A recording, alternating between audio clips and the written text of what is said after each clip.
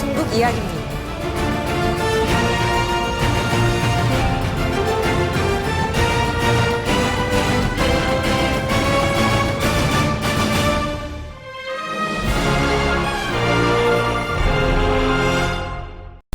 아베 상이 집권한 게 2012년 12월 26일부터입니다. 크리스마스 다음 날이죠.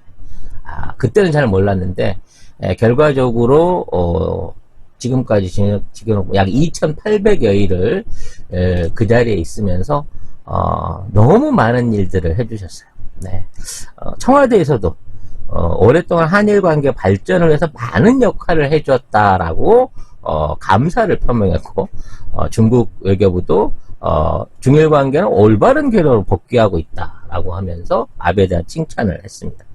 동아시아 국가들이 이제 굉장히 좋아했어요, 아베를. 인도 총리가 아베 총리의 개인적인 공헌과 리더십 때문에 일본과 관계가 어느 때보다 깊어졌다.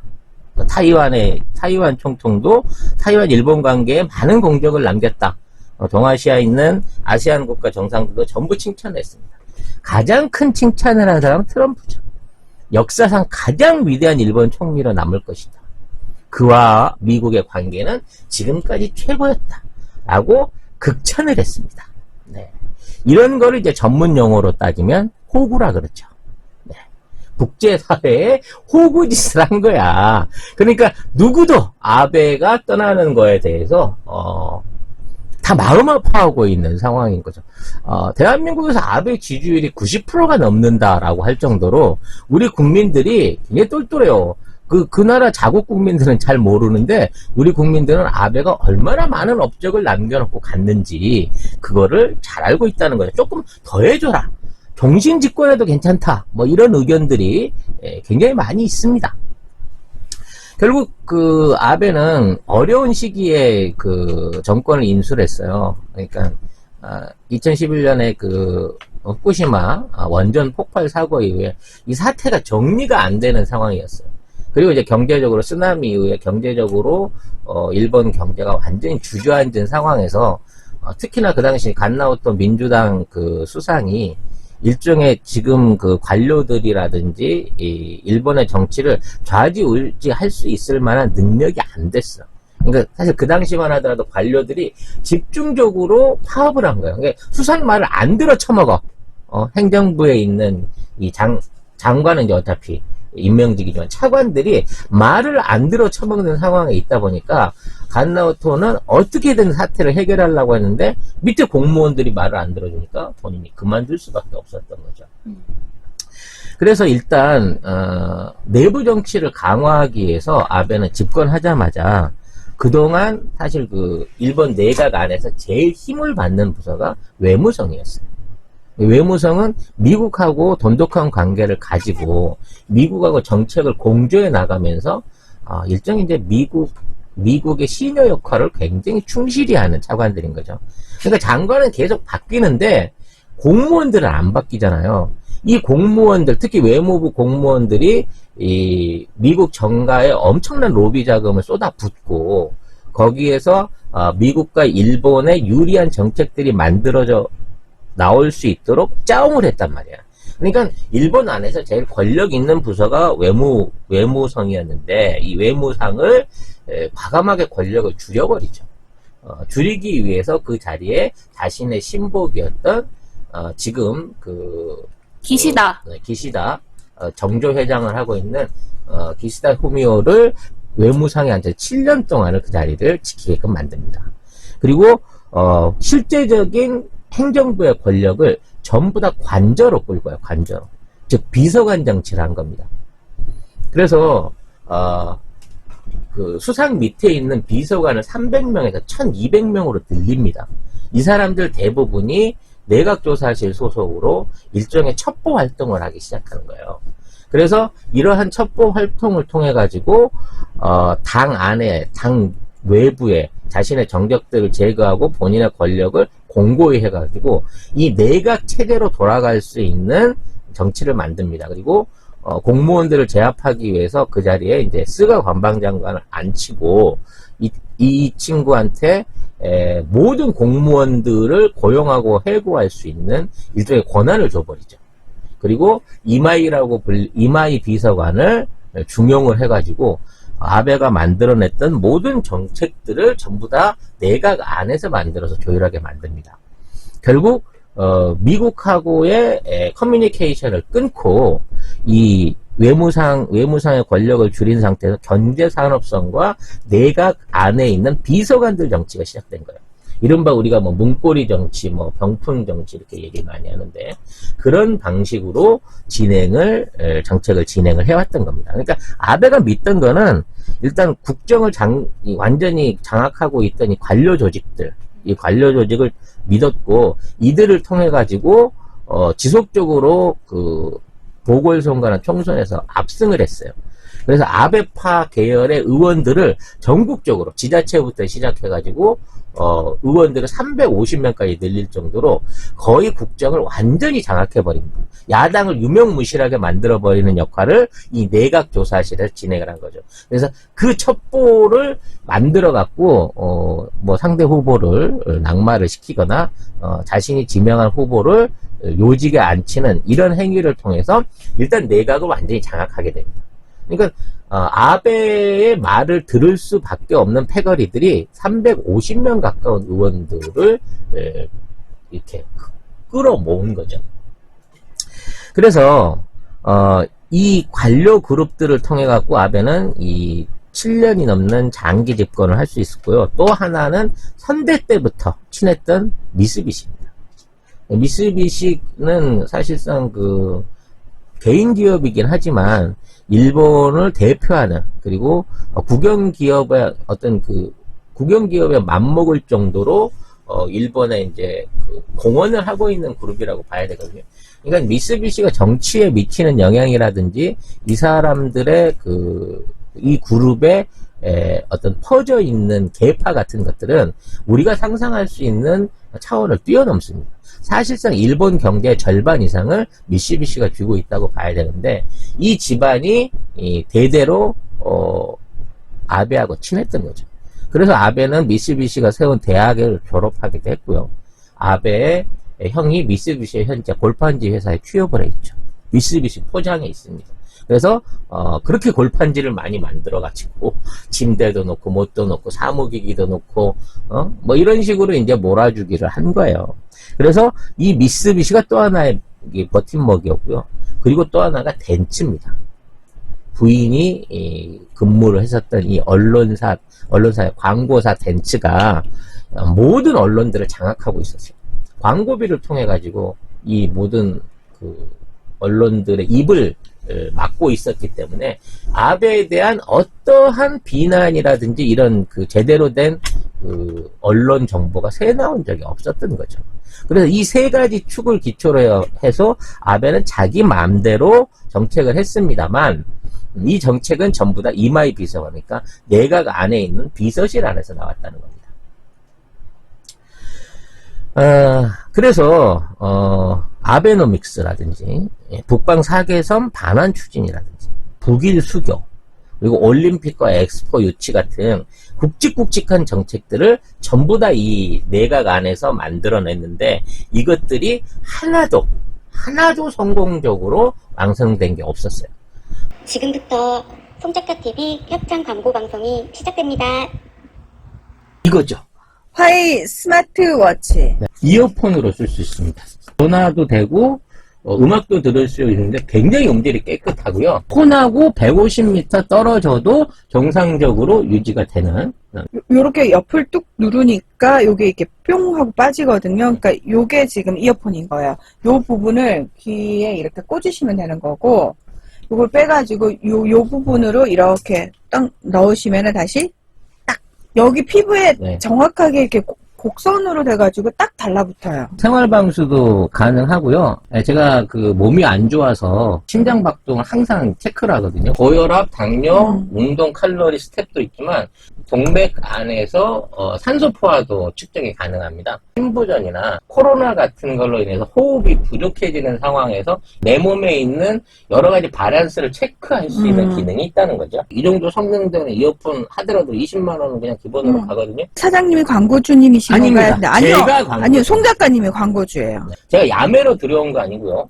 정식 하웨이 코리아에서 수입한 정품이고 AS도 전부 화웨이에서 맡아서 하는 겁니다. 삼성, 애플과 함께 세계 3대 스마트폰 메이커고요. 이거 충전해서 쓰는 거 맞아요. 10분 충전으로 4시간 통화 가능해요. 스포츠 밴드는 19만 8천 원, 가죽 밴드는 비싸 24만 2천 원. 다른 데서는 일절 할인이 없습니다. 여기 파켓몰에서 이거를 구입하시면 10%의 쿠폰을 받으셔가지고 파켓몰에 있는 상품을 추가로 쇼핑하실 수가 있는 거죠. 할인은 불가하기 때문에 오픈 기념으로 해서 여러분들한테 혜택을 드리고 있는 겁니다. 구매해 주시고 인증샷 올리면 송작가의 선물 화장품 3종 세트 갑니다, 여러분. 이 정도 실패를 했으면 사실 한 4년 만에 내려왔어야 되는데 이거를 실패로 인식하거나 비판하거나 여기에 대한 책임을 추구하는 어떤 그런 체제가 완전히 안 갖춰져 있기 때문에 이 상처가 곪고 곪아서 결국은 코로나 플러스 경제 폭망 상황에 도달하게 됐고 더 이상은 회생시킬 방법이 없는 상황에서 아베가 슬그머니 자기 책임을 떠넘기기 위해서 지금 차기한테 1년 남은 임기를 물려주고 병을 핑계를 갖고 현장에서 빠져나간 거죠. 그래서 아베가 어떻게 쫄망한 정책들을 폈는지 몇 가지를 한번 살펴보는 게 필요할 것 같습니다. 일단 첫 번째로 아베노믹스예요. 네. 아베노믹스를 할 수밖에 없었던 상황은 있습니다. 당시 이제 후쿠시마 원전 폭발과 쓰나미로 인해서 사실 일본 경제가 완전히 바닥으로 가라앉고 있었기 때문에 아베는 이 대규모의 통화를 뿌려가지고 자기 말로 이제 헬기에서 돈을 뿌리겠다 뭐 이런 얘기를 할 만큼 통화를 통한 돈을 막 찍어서 풀어내가지고 경기 부양책을 이거를 사용한 거예요. 그래서 국민들한테 정말 쿠폰으로 엄청나게 많은 돈들을 찍어냈고요. 또 기업들한테 보조금을 줘가면서 정책을 하게 만들었습니다. 결과적으로는 이러한 돈으로 일단 민간인들한테 돈을 줬는데 이 돈들이 소비로 안 들어가고 전부 다 다시 저축으로 돌아와 버렸어요. 이제 우리하고 조금 틀린 거죠. 우리 같은 경우에는 10억을 풀면 약 50억에서 60억 정도가 돈이 돕니다.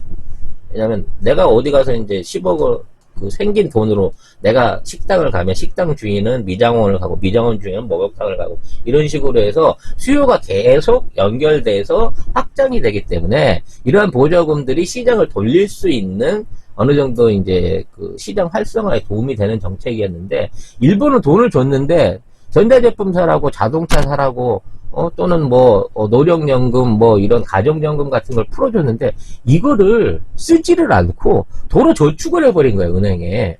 그러니까 돈을 푼 효과가 없어져 버렸다는 거죠. 내수를 못 살린 겁니다. 두 번째는 기업들한테 돈을 이제 많이 부었고, 그다음에 대규모 그 SOC 장사들을 많이 했습니다. 그리고 해외에도 엄청나게 투자를 했어요. 돈을 찍어가지고, 이 일본 돈이 기축통화 안에 들어있잖아요. 요걸 달러로 바꿔가지고, 인도, 그 다음에 아세안 국가들, 그러니까 베트남이나 태국이나 뭐 이런 국가들 가갖고, 아주 돈을 막 뿌리고 다녔습니다. 그래서 거기서 하는 공사들이 있으면 전부 일본 은행이 재정 보증을 해주겠다는 거예요. 댐을 하나 짓는데 100억이든 뭐 100억은 더 들겠죠. 100억이 든다 그러면 90억씩을 일본이 융자를 해줄 테니까 대신에 일본 기업한테 일을 줘라. 이런 식으로 이제 해외 마케팅을 펼친 겁니다. 물론 국내에도 더 했겠죠. 네. 주민이 3명밖에 안 사는 동네에 막 500평짜리 마을회관을 짓고, 차가 절대 다니지 않는 농로 위에다가 막 가로등을 막 설치를 하고, 그 LED로 교체를 하고, 뭐 이따위 사업들을 막 벌입니다. 왜냐면 그 사업을 통해서 그 사업을, 수주하는 업체들한테 돈을 벌게끔 만들어준 거죠. 문제는 이렇게 벌어들인 돈을 갖고, 아까 얘기한 대로 시중에 나가서 그 돈을 써야 되는데, 이렇게 번 돈이 어디로 갔냐? 결국 정치자금으로 다시 회전돼서 돌아버린 거예요. 지역 의원들한테 헌금을 하거나, 지역 의원들이 그런 방식으로 친인척을 통해서 공사를 따고는 그렇게 먹은 돈들을 다시 자기네들끼리 나눠 써버린 겁니다. 그러니까 시중에는 거의 돈이 안 풀린 거예요, 7년 동안. 마지막으로 이제 구조 개혁을 하려고 했어요. 공기업들 부채를 줄이고, 일반 기업들 같은 경우에 이제, 혁신이나 새로운 디지털 화폐라든지, 어떤 IT 구상이라든지, 신농력 사업 같은 데다가 투자를 하려고 굉장히 많은 노력을 했습니다만, 결과적으로 일본 안에서는 IT라고 하는 게 성장할 수 없는 나라예요.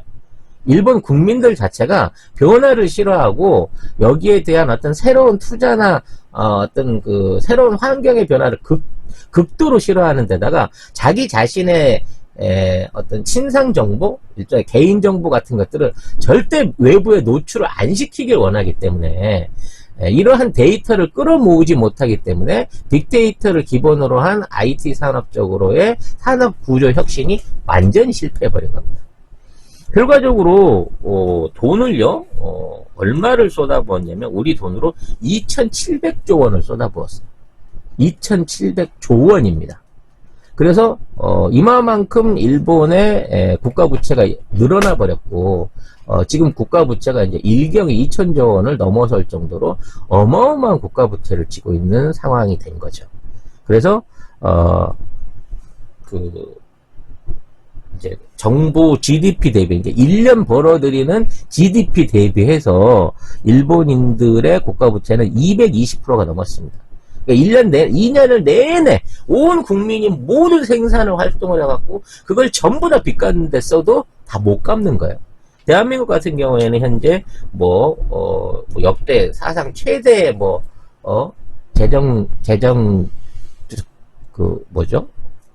그러니까 부채를 지고 있다, 국가 부채를 지고 있다라고 하는 게 아직도 43% 수준입니다. OECD 기준 중에 제일 안정적인 걸 끌고 갈 수 있는 거죠. 그래서 이마만큼 돈을 쓰고도 끌어올린 효과는 유일한 게 주식 끌어올리는 거다. 주식. 그 당시 아베가 취임할 때 일본 주가 지수가 10,000포인트 이쪽 저쪽이었는데 지금은 23,000포인트까지 주가 지수가 올랐어요. 아베는 이거를 최대 치적으로 자랑한 아베노믹스를 통해서 기업들이 살아났다는 거예요. 수출이 늘었다는 겁니다. 수출이 늘 수밖에 없었던 게 하도 돈을 찍어내버리니까 엔화 가치가 폭락을 하잖아요. 그러니까 수출 경쟁력이 생긴 거야. 그래서 물건을 팔았는데 물건을 싸게 파는데도 불구하고 계속해서 적자가 난 거예요. 왜? 일본 제품이 이제 국제시장에서 더 이상 경쟁력이 없어져 버리니까. 일본 안에서 만든 물건을 해외에 팔아갖고는 이게 1등 상품이 되는 게가 거의 없다는 거예요. 아시다시피 전자, 조선, 반도체, 기계, 자동차도 자동차가 이제 30% 이상 근간을 합니다만 도요타 정도만 겨우 근간을 유지하고 있을 뿐이지 전부 다 적자 상태에 빠져 있는 거예요. 결국은 일본이란 나라는 그동안 해외에 나가 있는 자산으로 벌어들이는 금융소득을 제외하고 나면 제대로 된 돈벌이를 못하는 상황이 된 거고 이 와중에 빚을 2,700조 원을 늘리는 바람에 이제는 그 이자에 허덕허덕 해갖고 지금 국가 재정이 파탄 직전에 와 있는 겁니다. 아베는 이 짓거리를 지난 7년 동안 한 거예요. 그리고 주식만 올랐으니까 우리 경제가 잘 된다라고 합니다. 근데 그 주식의 대부분이요. 올라있는 주식의 대부분의 소유주가, 그러니까 일본 전체 주가 시장의 60% 이상을 일본의 거대 은행들이 다 쥐고 있는 거예요. 이건 정부 돈이란 얘기입니다. 정부가 풀어낸 돈으로 결과적으로 은행에 계속 저축을 해버린 거고 기업들도 제대로 된 혁신에 쓰라고 준 돈을 갖다가 자기 주식에다가 재투자를 해갖고 지네들끼리 주고 사고 팔면서 주가 지수만 올린 거예요. 근데 일본 경제가 하락세에 넘어선다. 수출이 감소되기 시작한다 그러면 일본 주식은 다시 10,000포인트 선으로 폭락할 가능성이 높습니다. 자, 그래서 이렇게 경제정책을 완전히 실패했는데 코로나가 터지면서 경제 봉쇄를 했죠. 셧다운을 시키자마자 2, 4분기 때. 왜냐면 일찍 해갖고 확산을 막고 이걸 했어야 되는데 2, 4분기 때 잠깐 한 25일에서 한 30일 지역마다 차이가 있습니다만은 잠깐 한 달 정도 셧다운을 시켰는데 무려 GDP 그 성장률이 28% 가깝게, 뭐 27.8%라고 하죠. 이만큼 폭락을 해버림으로 인해 가지고 이제 하반기 경제는 더더욱 어려워질 거라는 상황을 만들어 버렸기 때문에, 야, 지금 이 경제 문제를 이렇게까지 해놓은 상태에서 내가 다른 대책이 없으니까 여기서 도망을 가야겠다라고 하는 아베노믹스의 그 실패가 아베의 자진사임을 부르게 될 가장 큰 원인인 겁니다.